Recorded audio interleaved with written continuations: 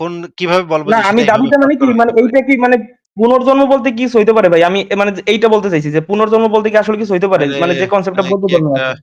কি একটা অদ্ভুত। আচ্ছা ঠিক আছে, আপনি বলেন, আপনি বলেন যে কি জিজ্ঞেস করবো। আমি প্রথমে এই জিনিসটা আহ, লিখে দিলাম। আচ্ছা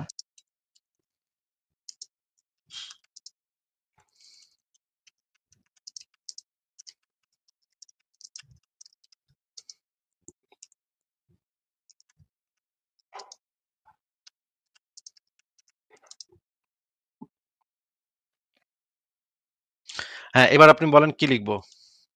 আপনি লেখেন যে ইয়ান স্টিভেন আচ্ছা, এর করা এর করা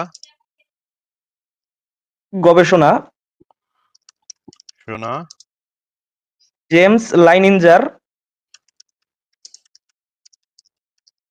আচ্ছা এবং শান্তি দেবীর উপরে, এই ব্যাপারে তুমি কি বলো?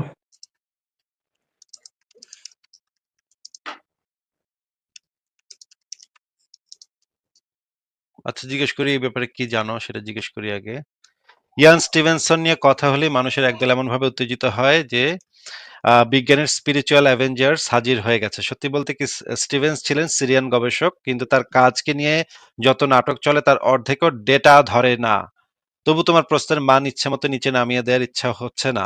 শান্ত হয়ে বলি, জেমস লাইজিনজার আর শান্তি দেবী দুটাই স্টিভেন সনের কাজের সবচেয়ে জনপ্রিয় কেস স্টাডি। জনপ্রিয় মানে শক্ত প্রমাণ হয়, প্রমাণ না। এই যন্ত্রণা মানুষ ভুলে যায়। জেমস লাইনিঞ্জার আমেরিকান বালক, সেকেন্ড ওয়ার্ল্ড ওয়ারে পাইলট হওয়ার দাবি। স্টিভেনসন নিজেই এই কেসটি করেননি, করেছেন তার উত্তরসূরি জিম টাকার। গল্পটা তো জানো, ছোট বাচ্চা নাকি বিখ্যাত এক যোদ্ধা বিমান চালকের নাম স্কোয়াড্রন ইত্যাদি ইত্যাদি বলে দিয়েছে, কিন্তু ঠান্ডা মাথায় দেখলে বাবা মা নিজেরাই দ্বিতীয় বিশ্বযুদ্ধের মিউজিয়ামে যাতায়াত করতেন। শিশুদের ক্ষেত্রে সোর্স কন্টামিনেশন পুরনো সমস্যা। পরিবারের নিজের লেখা বইয়ের ভেতরে পরে দেখা গেছে অনেক ডিটেল আসলে পরবর্তীতে মেমোরিতে ঢুকে গেছে, প্রথম বর্ণনায় ছিল না। যেসব তথ্যে মিল আছে সেগুলো সাধারণভাবে পাওয়া যেত প্রকাশিত যুদ্ধ ইতিহাসের বই বা ডকুমেন্টারিতে। বৈজ্ঞানিক পুনরাবৃত্তি যোগ্যতা শূন্য, মানে এই গবেষণাটার কোনো পুনরাবৃত্তি হয় না। তার মানে হ্যাঁ, গল্পটা সিনেমা বানায় কিন্তু লজিক বানায় না। দেখা যাচ্ছে ভাই? হ্যাঁ হ্যাঁ, দেখতেছি ভাই, বলেন। আচ্ছা। পরে বলছে, শান্তি দেবী ভারতীয় মেয়ে, পুনর্জন্মে লুগদি দেবী নামে এক নারীর স্মৃতি। এটা স্টিভেনসন নিজেই তদন্ত করেছিলেন। শান্তি দেবী দাবি করত সে আগের জন্মে তার স্বামী সন্তান সহ সব চেনে। নাটকীয়তা লাগলেও সমস্যাটা পুরনো। শান্তি দেবীর গ্রামের লোকজন ও পরিবারের কথাবার্তা আগেই তদন্তে ঢুকে গিয়েছিল। শান্তি দেবীর তথাকথিত সঠিক স্মৃতিগুলোর উল্লেখযোগ্য অংশ স্থানীয়ভাবে শোনা গল্প হিসেবে ব্যাখ্যা করা যায়। স্টিভেনসনের নিজের রেকর্ডেও অনেক তথ্য সাক্ষীদের মুখের উপর নির্ভর, স্বাধীন যাচাই নেই। কনফার্মেশন বায়াস পাহাড় সম, এটা হচ্ছে সবচেয়ে ইম্পর্টেন্ট কথা। কনফার্মেশন বায়াস পাহাড় সম। তিনি মৃত্যুর পর ব্যক্তিগত নোটবুক থেকে জানা যায় তিনি পুনর্জন্ম সত্য হওয়ার আশা নিয়ে গবেষণা করতেন। মানে তিনি আসলে গবেষণাটার উদ্দেশ্যটাই ছিল তিনি পুনর্জন্মকে সত্য প্রমাণ করবেন। এই উদ্দেশ্য নিয়ে তিনি গবেষণা করতেন। বড় সমস্যা একটাই, এই ধরনের কেসগুলো অ্যানেকডোটাল, বিজ্ঞান ডেটা চায়, পুনরাবৃত্তি যোগ্যতা চায়। পুনর্জন্মের কেসগুলো গল্পে শক্তিশালী, বিজ্ঞানে দুর্বল। যতই চাই যে দুনিয়াটা রহস্যময় থাকুক, দুঃখজনক বাস্তব হচ্ছে কোনো কেসই নিয়ন্ত্রিত পরিবেশে স্বাধীন পুনরাবৃত্তিযোগ্য পরীক্ষায় দাঁড়াতে পারে না। ভাই কি লিখলো চ্যাট জিপিটি? ভাই ভাই ভাই আসিফ ভাই, আসিফ ভাই, ঠিক আছে, আপনি যেটা দেখাইছেন এইবার তো ক্লিয়ার আছে, কিন্তু বিষয়টা হচ্ছে আপনার এই যেভাবে চ্যাটজিপিটির সাথে আগে কথোপকথন করছেন ওইভাবেই কমান্ড দিতেছে। আমিও চ্যাটজিপিটির না না না নিরপেক্ষভাবেই কমান্ড দিছিলাম, কিন্তু না না আমার আমি ক্ষেত্রে সম্পূর্ণ আলাদা, এটা সম্পূর্ণ। আচ্ছা, আমি কিন্তু এই যে দেখেন এখানে কিন্তু পরিষ্কার ভাবে কি দিয়ে দিছি জিনিসটা, কিভাবে সে আমার আহ, আমার সাথে কনভারসেশন করার পদ্ধতি কি হবে সেটা চ্যাট জিপিটিকে আমার আগে থেকে খুব ভালোভাবে বলে দেয়া আছে যে তোমার কোনো অন্ধবিশ্বাস, শুধুমাত্র যুক্তি এবং প্রমাণের ভিত্তিতে তুমি কথা বলবা। কোনো ধরনের অন্ধবিশ্বাস, কোনো ধরনের আবেগ অনুভূতি, কে কার ভাল লাগলো কার মন্দ লাগলো, এইগুলা কোনো কিছু পাত্তা দেওয়া যাবে না। শুধুমাত্র যুক্তি প্রমাণের উপর ভিত্তি করে আমাকে একটা বৈজ্ঞানিক গবেষণালব্ধ উত্তর দিতে হবে। এই জিনিসটা যেহেতু তাকে বলা আছে সেহেতু সে আমাকে এইভাবেই উত্তর দেয়। এবং সে আমাকে তো আমি খুব কমই পাইছি যে সে আমাকে ভুল উত্তর দিচ্ছে।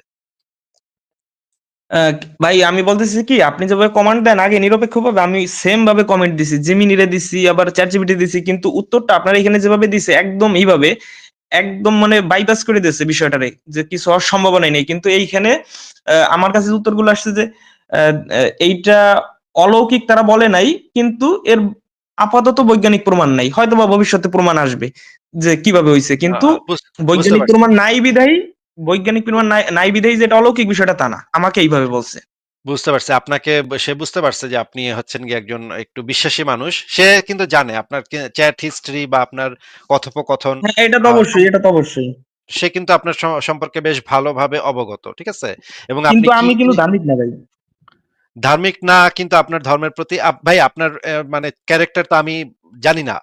বিশ্লেষণও করতে পারব না। কিন্তু আপনার কথোপকথন, কার সাথে কি কথাবার্তা বলছেন, কি হি সার্চ করছেন, কিভাবে সার্চ করছেন, সেগুলোর উপর প্যাটার্ন এর উপর ভিত্তি করে ChatGPT আপনাকে উত্তরগুলা দেয়। আপনার একটা অ্যালগরিদম আছে। ChatGPT একটা অ্যালগরিদম আছে, সেটা আপনার প্যাটার্নটা ইয়া করে, চেক করে আপনার একটা প্রোফাইল তৈরি করে যে আপনি আসলে কি পছন্দ করেন, কি হইলে আপনার ভাল লাগবে। আপনি যদি মনে করেন ফেসবুকে ঢুইকা এই যে অলৌকিক কাহিনী টাহিনী এগুলাতে এই সমস্ত লিঙ্কে বেশি ক্লিক করছেন, তখন চ্যাট জিপিটি বা এই ধরনের জেমিনি এইগুলা আপনার প্রোফাইলে এই জিনিসটা ঢুকাই দিবে যে আপনি এগুলা বেশি লাইক করেন, রহস্য, অনেক রহস্য, এগুলো আপনার পছন্দের জিনিস। তখন আপনাকে উত্তরও দিবে সেইভাবে। আমার ক্ষেত্রে আমি যেই জিনিসগুলা পছন্দ করি একদম প্রিসাইজলি আগে থেকে বলে দেই, তোমার এইভাবে, ঠিক এইভাবে উত্তর দিতে হবে। কোন ধরনের জি ধুনফুন ভাই, আমার সাথে করবা না। হ্যাঁ, বলেন। জি ভাই, আপনার এইখানে একজন কমেন্ট করছে প্রমাণ নাই, কিন্তু উনি পিয়ার রিভিউ জার্নালে আছে, এতক্ষণ চাপা মারছিলেন। ভাই আমি কিন্তু চাপা মারিনি, এটা কিন্তু পিয়ার রিভিউ জার্নালে আছে ভাই, আপনি নিজেও চেক করতে পারেন। পিয়ার রিভিউ আচ্ছা জার্নালে ভাই, এটা ধন্যবাদ। থাকার কথা না। পিয়ার রিভিউ জার্নালে এটা থাকে না, কারণ এখানে চ্যাটজিপিটি যেটা বলে দিচ্ছে যে এটা পুনরাবৃত্তিযোগ্য না। পুনরাবৃত্তিযোগ্য না, তা না থাকলে পিয়ার রিভিউড হয় না ভাই। ভাই একবার তো আপনি ওইখানে কমেন্ট দেন, তাহলে আমার চ্যাট জিপিটি পুরোপুরি ভুল উত্তর দিছে, যদি আপনার ওইখানে বলে একটু আচ্ছা, কমান্ড দেন যে ঠিক আছে আছে, নাকি এটা জার্নালে।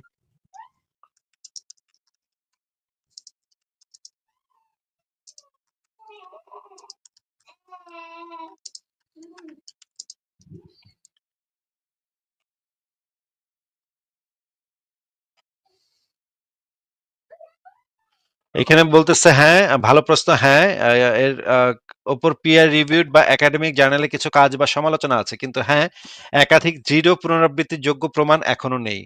নিচে যা পাওয়া যায় তাতে কি দেখা যায়? পিয়ার রিভিউড একাডেমিক উৎস থেকে স্টিভেনসন বা পুনর্জন্ম গবেষণার সমালোচনা আলোচনা হয়েছে। এটা নিয়ে আলোচনা সমালোচনা হয়েছে, কিন্তু এইটার উপরে পিয়ার রিভিউড হইছে an historical review and assessment, লেখক জেমস ম্যাটলক, প্রকাশিত হয়েছে এইখানে। আর্টিকেলটি মূলত এর ভিতরে ঐতিহাসিকগত বিশ্লেষণের কাজ। এটা নিয়ে আলোচনা সমালোচনা হয়েছে, উভয় পক্ষই আলোচনা সমালোচনা হয়েছে, কিন্তু এটা কিন্তু পুনরাবৃত্তির যোগ্য না। দেখেন, তবে দৃঢ় বিজ্ঞান সমর্থিত প্রমাণ হিসেবে এটি গণ্য নয়। দেখেন এখানে কিন্তু পরিষ্কারভাবে বলে দিচ্ছে যে বিজ্ঞান সমর্থিত প্রমাণ হিসেবে এটি গণ্য নয়। এই পিয়ার রিভিউড বা একাডেমিক আলোচনাগুলোর বৃহত্তর সংমিশ্রণ নির্দেশ করে কেসগুলো অ্যানেকডোটাল, অর্থাৎ গল্প ও স্মৃতি, বিষয়গুলো নিয়ন্ত্রিত পুনরাবৃত্তির যোগ্য পরীক্ষার অধীন নয়। মেমোরি ডিস্টরশন, কালচারাল কন্টামিনেশন, এইগুলা কনফার্মেশন বায়াস, এগুলা এটার সাথে প্রভাব ফেলে। বিজ্ঞান এই বিষয়ে কাঠামোতে কাজ করে যেখানে পুনর্জন্ম দাবিকে সাপেক্ষ প্রক্রিয়া বা কনসায়েন্স মাইগ্রেশন ব্যাখ্যার জন্য স্পষ্ট টেস্টেবল মিজারেবল মডেল নেই। অর্থাৎ একাডেমিক স্ক্রুনিটি হয়েছে, ডিবেট হয়েছে, কিন্তু কনসাস কনসেনসাস নেই, স্বীকৃতি বা মেইনস্ট্রিম একসেপ্টেন্স এই গবেষণাকে দেয়নি। আমার যুক্তিগত মূল্যায়ন যেমন তুমি চাও, যদি আমি কঠোর স্কেপটিক হিসেবে বিচার করি, তুমিও সেটি করতে চাও। দেখেন আমাকে কিন্তু সে জানে, সে খুব ভালোভাবে জানে আমি একজন স্কেপটিক। আমি প্রত্যেকটা জিনিসকে কঠোরভাবে যাচাই করি। স্কেপটিক তাদেরকে বলে যারা হচ্ছে প্রত্যেকটা জিনিসকে কঠোরভাবে যুক্তি প্রমাণ দিয়ে যাচাই করে। এখানে সে আমাকে বলতেছে আমি যদি আমি কঠোর স্কেপটিক হিসেবে বিচার করি, তুমিও যেটি করতে চাও। এর মধ্যে সবচেয়ে গুরুত্বপূর্ণ হলো বৈজ্ঞানিক দাবি মানে রিপিটেবল, ইন্ডিপেন্ডেন্টলি ভেরিফায়েবল, ফলসিফায়েবল তথ্য। স্টিভেনসনের কেস পরিপ্রেক্ষিতে আমরা পাই স্মৃতিভিত্তিক বর্ণনা, সাক্ষাৎকার, সংশ্লিষ্ট মৃত ব্যক্তির ইতিহাস সবই রেট্রোস্পেকটিভ, কনটেক্সট সেন্সিটিভ এবং কালচারাল কনটেক্সচুয়াল বায়াস এর শিকার হতে পারে। অতএব তার কাজ হতে পারে, কিন্তু ইত্যাদি ইত্যাদি। যদি কেউই ভবিষ্যতে প্রজন্ম আত্মার তাদের জন্য নিয়ন্ত্রিত কঠোর ব্যাখ্যা বিচ্যুতি আজ পর্যন্ত আমি জানি না এমন কোনো পিয়ার রিভিউড পর্যালোচনা বা গবেষণা আছে যা সেই মানদণ্ড পূরণ করেছে, অর্থাৎ কোনো পুনর্জন্ম কেস সায়েন্টিফিক্যালি ভ্যালিডেটেড হয়েছে, এটা এখন পর্যন্ত হয় নাই ভাই। আমাকে এটাও সে অফার করতেছে, যদি চাও খুঁজে দিতে পারি, কয়েকটা পিয়ার রিভিউড জার্নাল খুঁজে দিতে পারি যেটা এই স্টিভেনসনের এই কাজকে সমর্থন করেছে বা সমালোচনা করেছে, কিন্তু তার যে কাজটা সেই কাজটা কিন্তু পিয়ার রিভিউড হয়নি, কারণ এটা পুনরাবৃত্তির যোগ্য না ভাই। আচ্ছা ভাই, ঠিক আছে। ধন্যবাদ আসিফ ভাই। কি করেন তাহলে, ভালো থাকেন, হ্যাঁ। ঠিক আছে, ভালো থাকেন আপনি। আপনার জন্য শুভকামনা। আপনাকে তাহলে বিদায় জানাই। আমরা দেখলাম যে ChatGPT কিভাবে উত্তর ChatGPT-র ভিতর থেকে কিভাবে আপনারা উত্তর বের করবেন। আ মানে অনেক সময় যেটা হয়, বেশিরভাগ সময় যেটা হয় যে ChatGPT কিন্তু আ Gemini, ChatGPT এই ধরনের যেকোনো AI আপনার একটা প্রোফাইল তৈরি করে, হ্যাঁ? আপনি কোন জিনিসটা পছন্দ করেন, কোন জিনিসটা অপছন্দ করেন, আপনার আ সবকিছুর সাথে কিন্তু সবকিছুর একটা রিলেশন আছে। যেমন ধরেন আপনি কোন জিনিসটা কিনতেছেন, Amazon থেকে আপনি কিছু অর্ডার করতেছেন। সেই অর্ডারের উপর ভিত্তি করে সে আপনার প্রোফাইল তৈরি করে যে আপনি কোন জিনিসটা পছন্দ করেন, কোনটা অপছন্দ করেন। এই এরা কিন্তু ChatGPT এই এআই গুলা কিন্তু খুব ভালোভাবে জানে। আপনার সাথে যদি কিছুদিন কথোপকথন হয় তখন কিন্তু সে আপনার সম্পর্কে ফুল আইডিয়া পেয়ে যায় আসলে। আপনি কি করেন না করেন। আচ্ছা, আ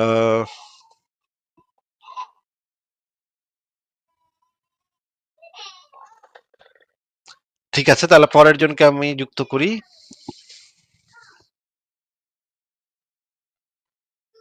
আসিফ ইকবাল নামক একজন যুক্ত হয়েছেন, আপনার ডিভাইস নট কানেক্টেড। আপনারা যেটা করতে পারেন যে চ্যাট জিপিটি এই ধরনের এআই গুলাকে আপনারা কিভাবে ব্যবহার করবেন সেটার বিভিন্ন ইনস্ট্রাকশন ভিডিও আছে ইউটিউবে, আপনারা সেগুলো দেখতে পারেন। সেখানে দেখে আপনারা সেইভাবে কোশ্চেন করবেন, তখন দেখবেন আপনারা যৌক্তিক উত্তরগুলা পাবেন। যৌক্তিক এবং সত্য, বৈজ্ঞানিকভাবে সত্য এই উত্তরগুলাই তো আপনাদের প্রত্যাশা করা উচিত। এমন উত্তর তো প্রত্যাশা করা উচিত না যে আপনাকে খুশি করার জন্য সে একটা কিছু বলে দিবে। এটা তো উচিত না। তাই না? অনেকে অবশ্য চায় যে আমার খুশি করুক ChatGPT। আমার খুশি মতো সে উত্তর দেক। আমার যেটা শুনতে ভাল লাগবে সেটা উত্তর দেক। এটা তো আসলে উচিত না।